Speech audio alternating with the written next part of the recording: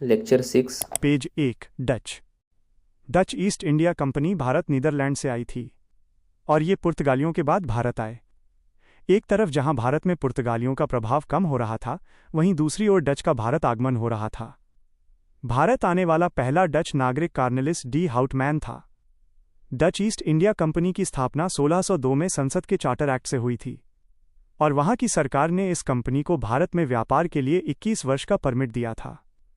साथ ही Dutch company को जो अधिकार दिए गए वे थे -1 युद्ध में भागीदारी, 2 संधियां करना, 3 सुदृढ़ीकरण करना।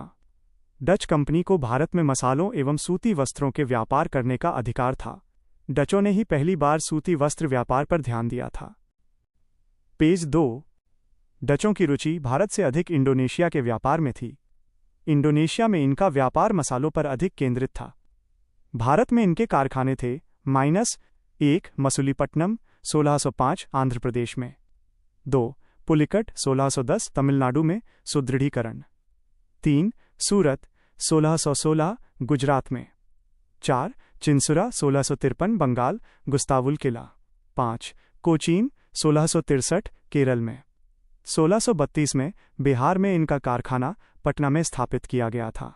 इनकी भारत में सबसे लाभ वाली कंपनी सूरत थी। भारत में डचों ने नील, सोरा और सूती वस्त्र का भी व्यापार किया था। भारत में इनके मुख्य प्रतिद्वंदी थे -1 ब्रिटिश और फ्रांसीसी और पुर्तगाली। 1759 में डचों और ब्रिटिशों के बीच भारत में बेदरा का युद्ध बंगाल लड़ा गया। इस युद्ध में ब्रिटिशों ने डचों को पराजित कर दिया। पेज 3। डचों ने इंडोनेशिया का जकार्ता और श्रीलंका को जीत लिया था और यहां इन्होंने बैटविया नगर की स्थापना की थी। डचों के हार का कारण: 1 डच सरकार का कंपनी पर नियंत्रण अधिक था, 2 भारत की अपेक्षा इंडोनेशिया में उनकी अधिक रुचि थी, 3 उनके पास एक सशक्त नौसेना का अभाव था। British east India company. Bharat आने वाला पहला ब्रिटिश नागरिक जॉन मिल्डन हॉल था, जो स्थल मार्ग से आया था। 1599 में ही अंग्रेजी ईस्ट इंडिया कंपनी की स्थापना लंदन के एक मर्चेंट एडवेंचर्स के द्वारा की गई थी, परंतु 31 दिसंबर 1600 में महारानी के चार्टर एक्ट के द्वारा इसे 15 साल के लिए पूर्व में व्यापार करने की अनुमति दी गई। इस समय ब्रिटेन की महारानी एलिजाबेथ टेलर प्रथम थी। पेज 4। 1609 में ब्रिटिश सम्राट जेम्स प्रथम ने कंपनी के काल को अनिश्चित समय के लिए बढ़ा दिया। ब्रिटिश ईस्ट इंडिया कंपनी का प्रारंभिक उद्देश्य पूर्व में व्यापार करना था। 1601 में कंपनी की पहली यात्रा जावा सुमात्रा के लिए हुई और 1604 में कंपनी भारत की ओर बढ़ी तथा 1608 में पहला ब्रिटिश राजदूत विलियम हॉकिंस भारत आया। विलियम हॉकिंस को वहां के सम्राट जेम्स प्रथम ने जहांगीर के दरबार में भेजा था। जहांगीर ने हॉकिंस का स्वागत किया और व्यापार की अनुमति दी। जहांगीर ने उसे 400 का मनसब और खान की उपाधि दी थी। इसके पश्चात भारत में ब्रिटिशों की पहली कंपनी मसूलीपट्टनम में स्थापित की गई, परंतु ये अस्थायी थी। भारत में ब्रिटिशों की पहली स्थायी कंपनी 1612-13 में सूरत में स्थापित की गई थी। पेज 5। सूरत से ही उन्होंने अहमदाबाद, भड़ौच, बड़ौदा, आगरा के व्यापार को भी नियंत्रित किया, परंतु सूरत में कंपनी लगाने के क्रम में ब्रिटिशों का पुर्तगालियों से संघर्ष हो गया और सूरत के पास स्वाली नामक स्थान पर ब्रिटिश और पुर्तगालियों के बीच युद्ध हुआ, जिसे इतिहास में स्वाली के युद्ध के नाम से जाना जाता है।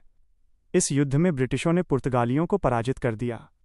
इस युद्ध में ब्रिटिश कमांडर थॉमस बेस्ट थे। 3 ब्रिटिश राजदूत भारत आने वाले: 1 विलियम हॉकिंस 1608 में आगरा राइट एरो, व्यापार की अनुमति हेतु राइट एरो, 400 का मनसब व खान की उपाधि मिली। 2 कैप्टन बेस्ट 1611 में व्यापार में रियायत आगरा। 3 सर थॉमस रो विस्तार हेतु अजमेर। पेज 6। दक्षिण भारत में ब्रिटिश ईस्ट इंडिया कंपनी का विस्तार। ब्रिटिशों ने अपनी पहली कंपनी मसूलीपट्टनम में स्थापित की थी दक्षिण भारत में, यद्यपि ये अस्थायी थी।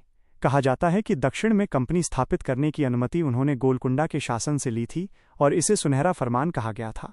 ब्रिटिशों ने इसके बाद बालासोर और हरिहरपुरा में अपने कारखाने लगाए। 1651 में इन्होंने हुगली, कासिम बाजार और राजमहल में कंपनी स्थापित की। हुगली का कारखाना ब्रिजमैन नामक व्यक्ति ने स्थापित किया था। इनके द्वारा 3 प्रमुख नगर भी भारत में बसाए गए। 1 मद्रास फ्रांसिस डे द्वारा 1639 में फोर्ट सेंट जॉर्ज किला भी बनवाया। 2 बम्बई गेराल्ड अंगियार द्वारा स्थापित। 3 जॉब चारनाक द्वारा कोलकाता की स्थापना। यहीं फोर्ट विलियम भी बनवाया गया। कोलकाता 3 कस्बों से मिलकर बना था: कालिकाता, सुतांती, गोविंदपुर।